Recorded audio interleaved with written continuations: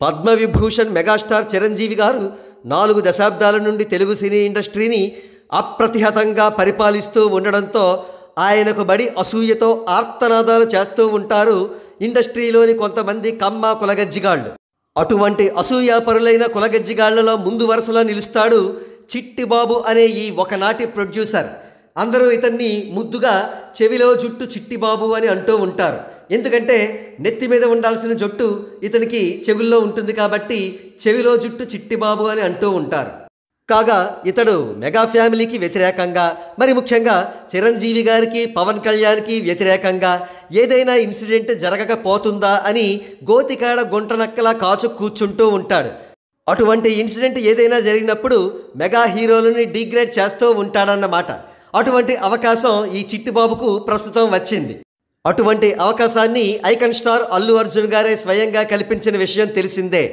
ఆయన నంద్యాలకు స్వయంగా వెళ్ళి వైఎస్ఆర్సీపీ ఎమ్మెల్యే క్యాండిడేట్కు సపోర్ట్ చేసి మరీ వచ్చారు. సహజంగానే చిరంజీవి గారి అభిమానులు, పవన్ కళ్యాణ్ గారి అభిమానులు అల్లు అర్జున్ గారిని తీవ్రంగా విమర్శిస్తున్నారు. ఈ నేపథ్యంలో మన చెవిలో జుట్టు చిట్టిబాబు ఒక మీడియా ఛానల్లో దూరి అల్లు అర్జున్ బొచ్చు కూడా పేకలేరు అన్నాడు.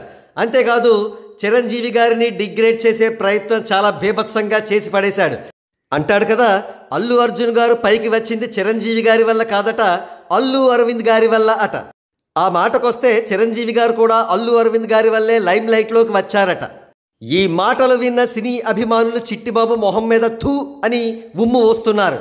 నాన్న చిట్టి, అల్లు అర్జున్ గారు కానీ నీ మాటలు వింటే ఆయనే స్వయంగా నీ చంప పగలగొడతారు. మరో ప్రక్క అల్లు అరవింద్ గారే స్వయంగా ఏ పబ్లిక్ ప్లాట్ఫామ్లో అయినా సరే చిరంజీవి గారిని ఉద్దేశించి మాట్లాడుతూ ఆయనే మెగా ఫ్యామిలీకి మూల స్తంభం అని, మిగతా వారందరూ కూడా ఆయన పేరు చెప్పుకునే వచ్చిన వారమని చెబుతూ ఉంటారు. ఆ సందర్భాలను చూడలేదా కళ్ళు లేని కబోతి చిట్టిబాబు అని ప్రశ్నిస్తున్నారు. ఏదేమైనా చిట్టిబాబు డ్రింక్ తీసుకుని వచ్చి ఇలా మీడియా ఛానల్స్లో పిచ్చి పిచ్చిగా మాట్లాడడం తగ్గించుకోవాలి.